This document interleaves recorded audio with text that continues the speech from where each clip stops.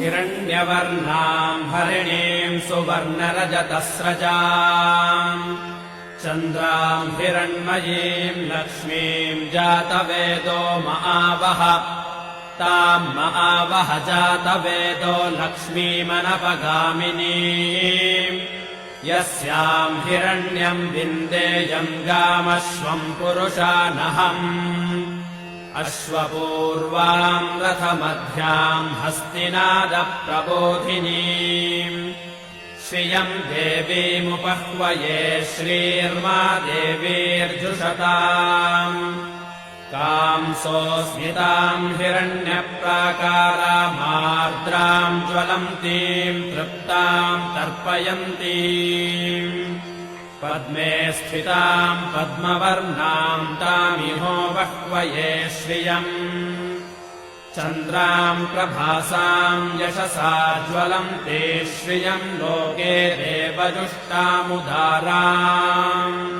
ताम् पद्मिनीमेम् शरणमहम् प्रपद्ये अलक्ष्मीर्मे नश्यताम् त्वाम् वृणे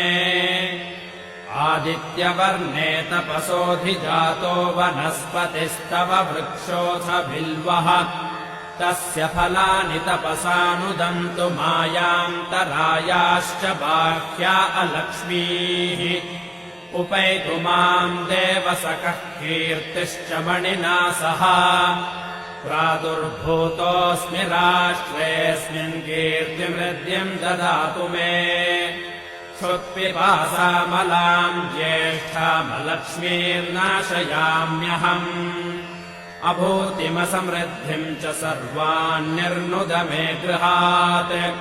गन्धद्वाराम् दुराधर्षाम् नित्यपुष्टाम् करीषिणीम् ईश्वरेगुम् सर्वभूतानाम् तामिहो बह्वये श्रियम् मनसः काममापूतिम् वाचः सत्यमशीमहि पशूनाम् रूपमन्नस्य मयि श्रीश्रयताम् यशः कर्दमेन प्रजा भूता मयि सम्भव कर्दमाम्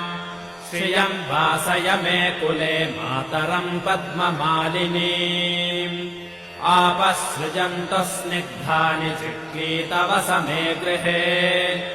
निच देवीम् मातरम् श्रियम् वासय मे कुले आर्द्राम् पुष्करिणीम् पुष्टिम् सुवर्णाम् हेममालिनीम्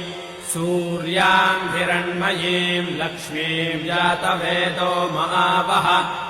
आर्द्राम् यःकरिणीम् यष्टिम् पिङ्गलाम् पद्ममालिनीम् चन्द्राम् हिरण्मयीम् लक्ष्मीम् जातवेदो महावह ताम् महावह जातवेदो लक्ष्मीमनपगामिनीम्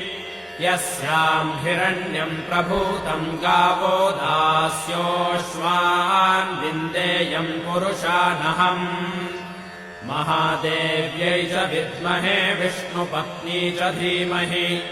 तन्नो लक्ष्मीः प्रचोदयात्।